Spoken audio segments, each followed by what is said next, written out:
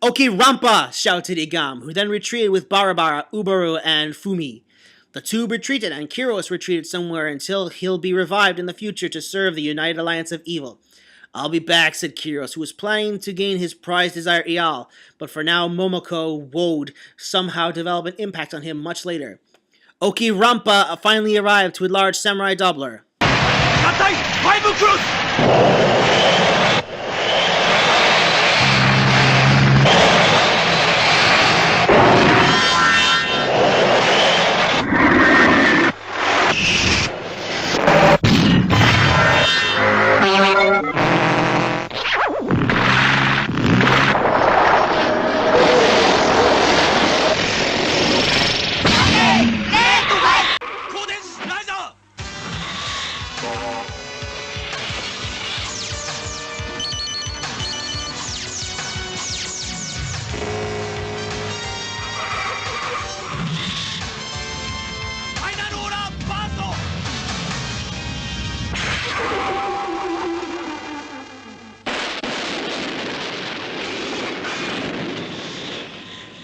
The Maskmen finally joined hands together with Shinken Red's team.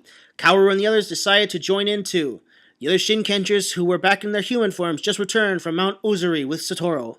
Well, we did kill off one member of the United Alliance of Evil. He was recorded by Kimberly Hart to be responsible for their loss in the Goggle 5 era. He was pretty much a pushover though, said Satoru. "I guess that's a little bit of a win we have, but they will intensify their efforts soon," said Takeru Shiba.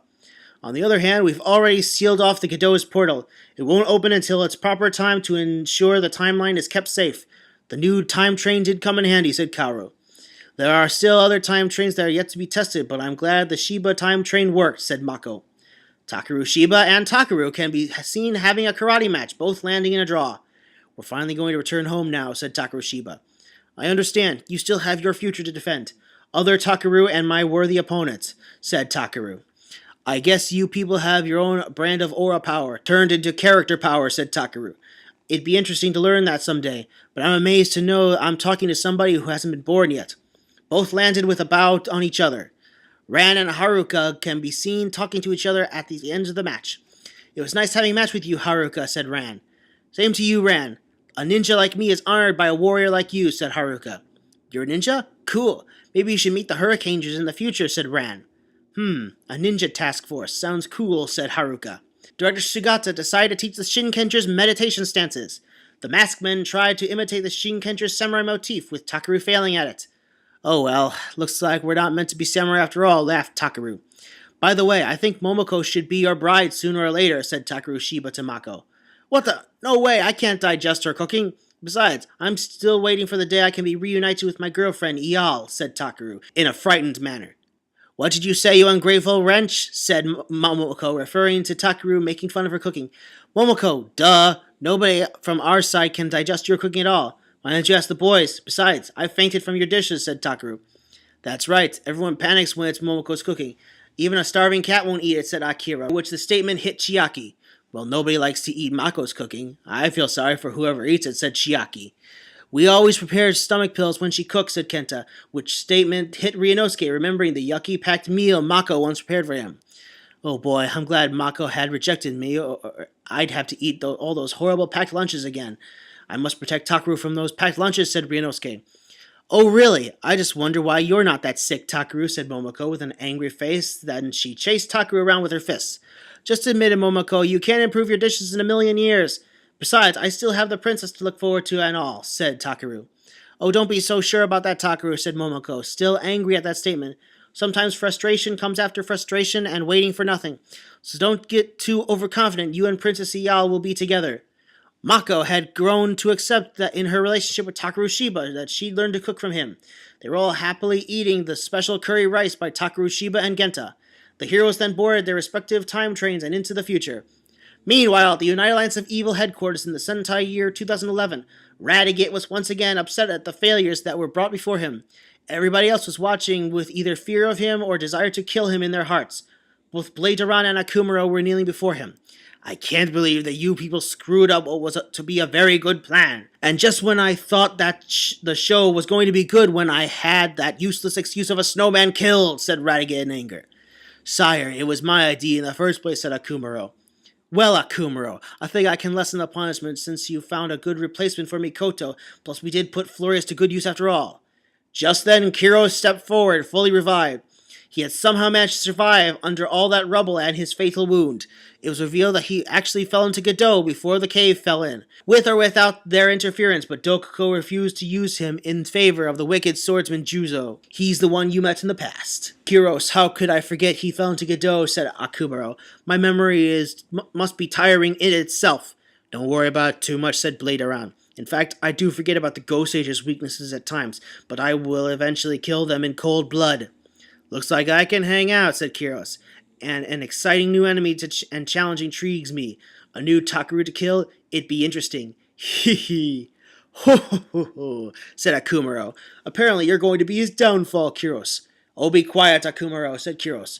But I didn't say your punishment is exempt. Take this, said Radiguet, who then fired a bolt of energy at both Akumuro and Bladeron. Both Akumuro and Bladeron were dismissed by their master. Looks like their failures just keep piling up. If this happens, the rebels in my new empire will continue to increase each day, and I will have to keep gunning them down in cold blood or torturing them through various means. But looking at the Stark side, I'll have more fun blasting people out and more women to humiliate if I see any of them fit, said Radiguet in frustration. Sometimes I wonder who should really lead this alliance. Maybe I should, said Bladeron. Back at the new skybase, we can see Cassie and Ashley, who had now recovered, can be seen being escorted by Andros and Carlos around the base. This is the best thing since our last adventure in space. You know, I feel kind of excited and frightened at the same time. The United Alliance of Evil is back, more powerful than ever, said Cassie. And we'll be ready for them with this dimension's versions of the Power Rangers, said Ashley. Not Power Rangers, but Super Sentai, said Carlos. But they're like Power Rangers to me, and they're all comrades, said Ashley. And I'll be glad to help them out as much as possible to beat out the new United Alliance of Evil. I have to agree with that statement. That's why we're teamed up with a different universe than ours, said Andros. Then not only you or me, but everybody who is in the force of good will fight, said Cassie. Then we will band together nonetheless, said Carlos, still optimistic that they can win the battle regardless of the bitter pills they will be swallowing along the way. Meanwhile, the rest of the Shinkengers are still watching Spike as he was forced to pound more rocks. They were assigned to bring more rocks. Hey guys, are you just here to discourage me from becoming a samurai? Asked Spike. A samurai wannabe at his best, isn't he? Said Ryunosuke, grabbing Spike. Let me tell you what, Spike. You're not just qualified. How dare you try to sell pictures of our women here over the internet for money? Enough, Ryunosuke, said Kohata. Let's just leave him alone. I hope he'll learn his lesson about playing in the shower rooms. I guess you're right, said Ryunosuke, who still wanted to throw a fist. But still, he wanted to grab the princess when she was at her most vulnerable. Oh boy, I just want to see him do more rock pounding, said Chiaki. I can't let him go anywhere more to the Princess-sama, said Genta. Spike, who was still more sorrowful about it that Kaoru hasn't visited him for days, as he expected her since his detention. Kaoru, I will win your heart no matter what, said Spike. He was filled with determination in pounding the rocks assigned to him, regardless of her zero interest in him. Just then Skull visited him. Dad, said Spike. Well, I'm here to visit you, son. I do hope you'll learn your lesson. As your dad, I have responsibility to make sure you learn your lesson. Thanks, Dad, said Spike, while still pounding rocks. Back to Takarushiba and Mako. They were now getting closer together, despite oddities between them. Well, all's well that ends well. That was a kind of an adventure that got me to confess my true feelings for you, said Takarushiba. I do have to admit that I was just waiting for you to propose to me all along, Takaru. I'm glad you finally did and showed that perverted thief knight a thing or two, said Mako. Oh, really? Since when did you really wait for my proposal, Mako, said Takarushiba. I can't remember anymore, Takaru. You know, I've just wanted to live a normal life once, but it's going to be a boring one, so I decided to keep my samurai status with you. I guess change always happens, and the only thing that doesn't change is change, said Mako. That's right, said Takarushiba. I guess we still have a long war to fight, isn't it, said Mako. Then we'll be ready, said Takarushiba. Both Takarushiba and Mako were ready to face their troubles. This calls for drastic action, guys, said Shinken Red, who drew his sword to battle, ready to fight Godot Red Mask, hoping to beat sense into him. Takaru, be careful not to kill him. He's still our ally in this battle, said Shinken Pink. I will take note of that, said Shinken Red, drawing his sword. You will fall, said Godot Shinken Red. A violent battle is about to ensue. Will Red Mask be freed from Godot, or will the United Alliance of Evil prevail? Stay tuned. This two-parter is essentially everything that's wrong with this story in a nutshell. The repetition of not just points from the show, but also from earlier in the story, the absolute worship of Shinkenger, the damn bad cooking running gag, which is not funny in the least, Forcing a romantic relationship between two characters with no chemistry, pushing aside characters that aren't Agzuki's favorites to background roles with the occasional token acknowledgement of them with a line or two, the Flurious abuse, the projecting of character traits from one character onto another, the Power Rangers characters come across as weak and ineffectual, requiring Sentai characters to come to their aid, grammar and spelling errors, telling instead of showing, resulting in very boring fight scenes, going way overboard with the detention center crap, and now there's Kiros, whose lusting over Mako will be his only character trait, all for the sake of projecting Agzuki's own admiration of Rin Takanashi, much like how Radiguet has devolved from a twisted, power-hungry monster into the kind of caricature you see in World War II propaganda.